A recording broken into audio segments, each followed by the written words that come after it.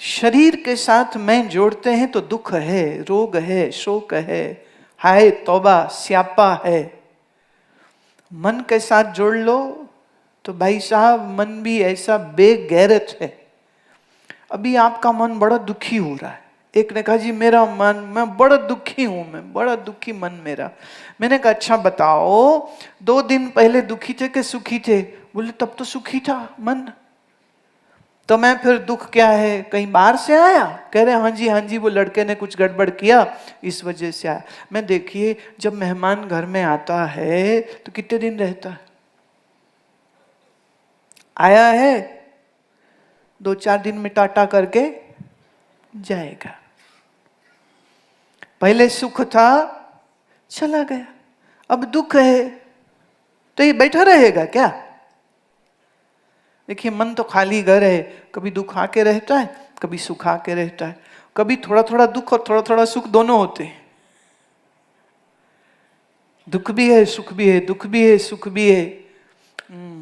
ऐसा होता है जीवन में, बड़ी लीला है ये भी।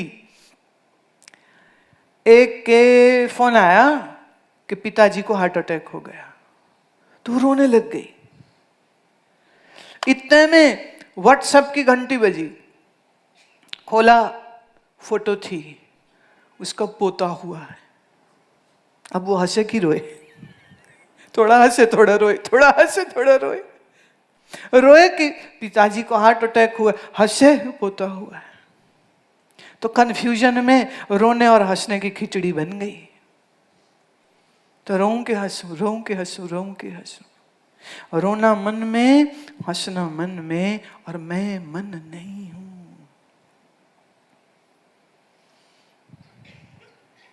और राम मुझी में है, राम मुझी में है। राम आनंद स्वरूप है, मैं आनंद स्वरूप हूं। राम मुझी में है, राम मुझी में है, राम मुझी में है, ये समझ लगे तो मन भटकेगा क्या? तो कबीर जी सच बोल रहे हैं ना कि नहीं? हम भटकते कब हैं? जब ये भूल जाते हैं।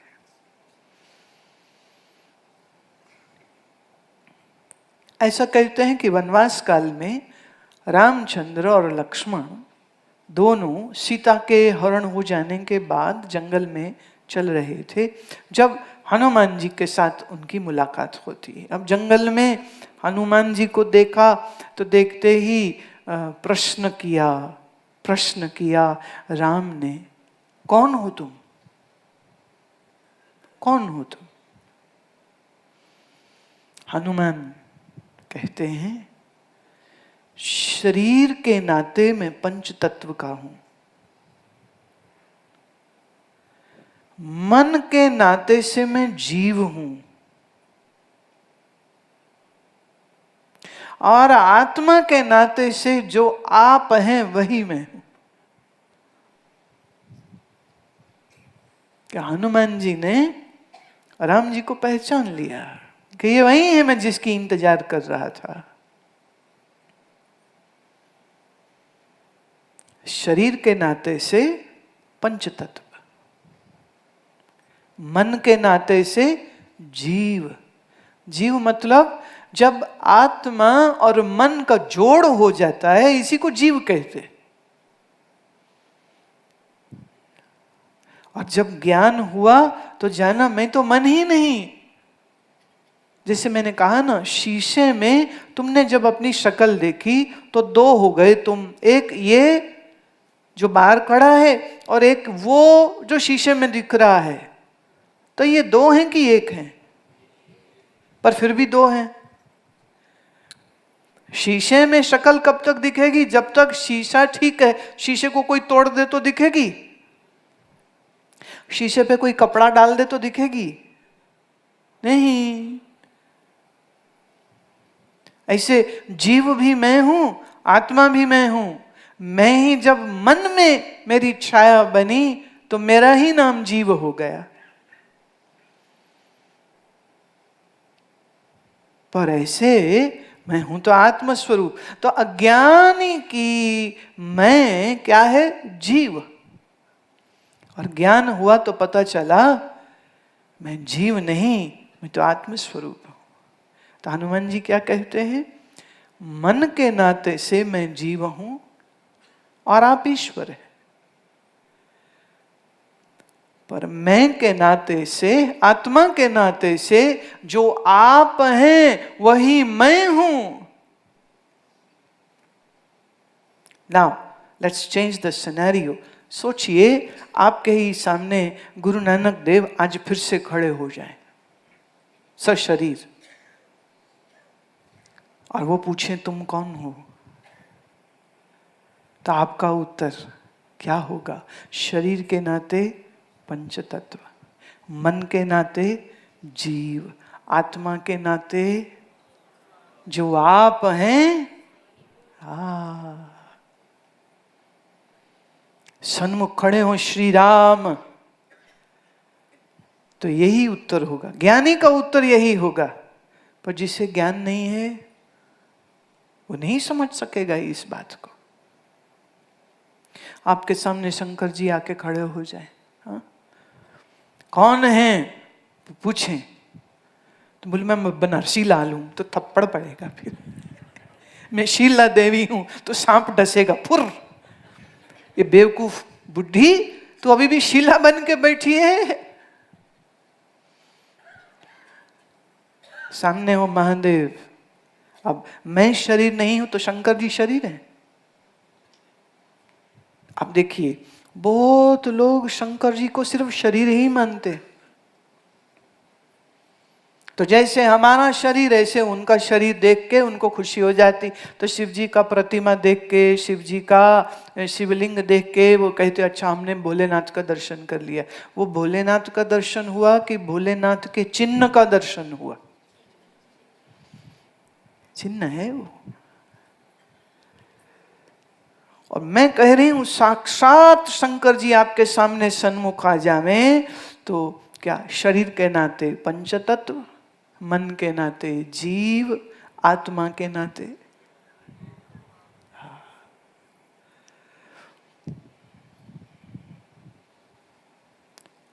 दो परमात्मा नहीं है, एक ही है।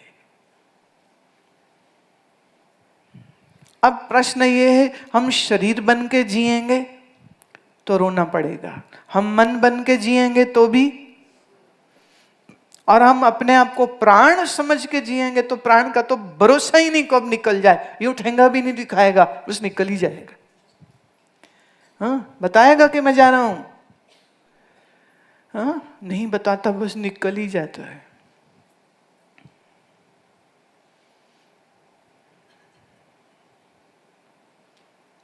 अब राम मुझ में, राम तुम में, तो हम और तुम दो हुए कि एक? गुरु और शिष्य दो हुए कि एक? एक। गुरु नानक और हम दो हुए कि एक?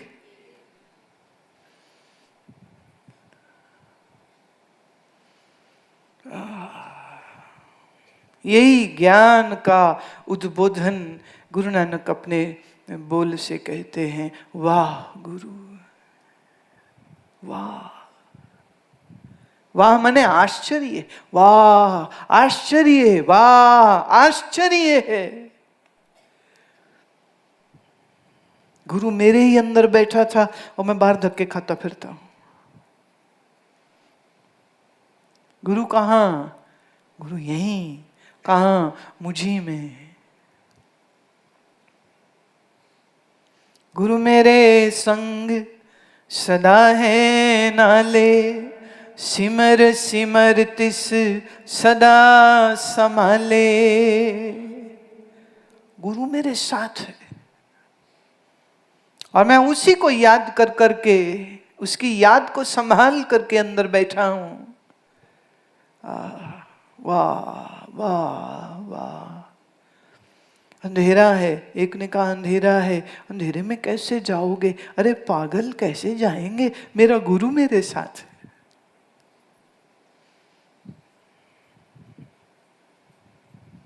अरे बीमारी हो गई कैसे करोगे? अरे कोई नहीं, मेरा गुरु मेरे साथ है।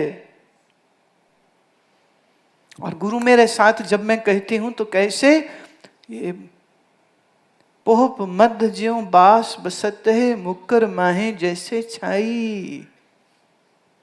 पोहप मतलब फूल, जैसे फूल में खुशबू है ऐसे प्रभु तुझ में है।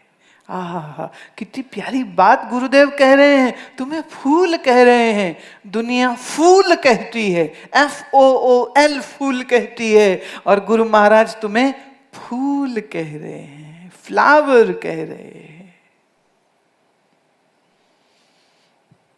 फिर भी तुम मरते दुनिया के पीछे हो, गुरु के लिए नहीं।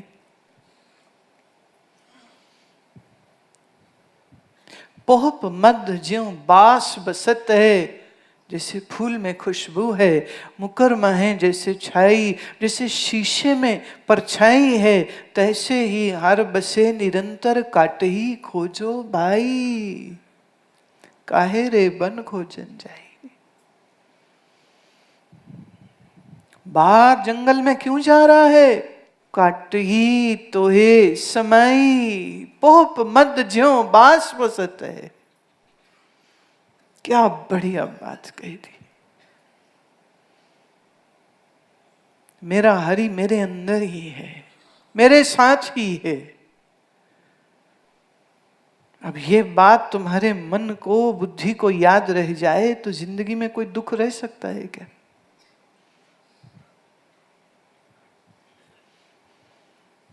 जब ये भूल जाओगे तो दुख ही दुख है, और जब ये याद रह जाए तो सुख ही। सुख दुख में बदलता है, इसलिए सुख मत कहो। जैसे मैं दुख कहती हूँ दुख रहेगा और वो याद आ जाए तो तुम तुरंत फिल इन द ब्लैंक सुख के साथ कर देते हो। रॉन्ग। दुख और सुख एक ही सिक्के के दो पहलू हैं। जो दुख है उसी में सुख है, जो सुख है उसी में दुख है। जब मैं कहती हूं कि परमात्मा भूल जाए तो दुख है, और परमात्मा याद रहे तो सुख नहीं, आनंद है। सुख घटना बढ़ता रहता है, आनंद एक सा रहता है।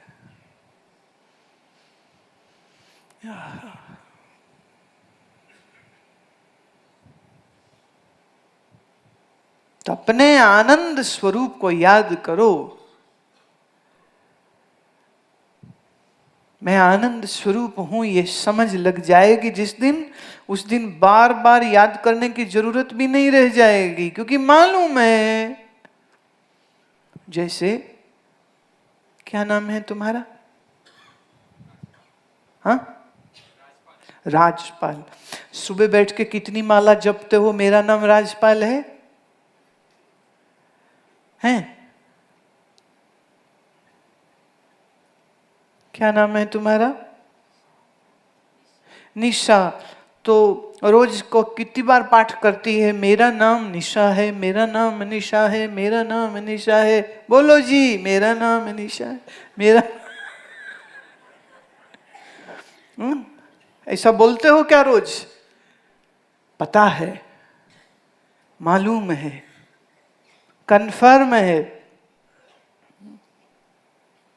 ऐसे जिस दिन ये कन्फर्म हो गया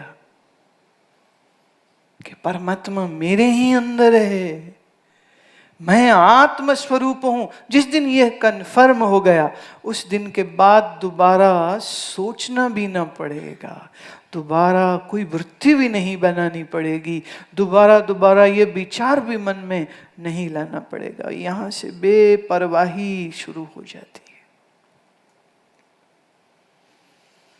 भूल जाओ तो याद करो, पर जब समझ लग गई तो फिर भूलने का प्रश्न है नहीं। अच्छा, तुम रात को सो जाओ तो सुबह उठो तो भूल जाते हो। अच्छा, डॉक्टर ने कोई गोली दी, तुम बेहोश से हो गए, होश में आए तो भी भूल जाओगे क्या? गहरी नींद में चले जाओ, कोई तुम्हें बुलाए निशा, कौन उठेगा? निशा ही उठेगी कि कोई और उठ जाएगा? तो गहरी नींद में भी याद रहता है। शरीर का परिचय गहरी नींद तक याद है, ऐसे ही परमात्मा की याद गहरी नींद तक भी जा सकती है। और तो और शरीर मर जाए, खप जाए तो भी ये अनुभूति, ये समझ जिसको एक बार आ गई फिर उसकी कभी नहीं जाती। एक बार ब्रह्मज्ञानी हो गया फिर वापस अज्ञानी कभी नहीं हो सकता।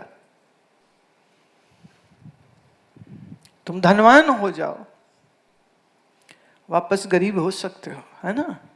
स्वास्थ्य हो फिर बीमार हो सकते हो, पर एक दफे ये ज्ञान का निश्चय हो गया फिर अज्ञानी कभी नहीं होता। तो वह मौज करता है, उसको मौज करता है।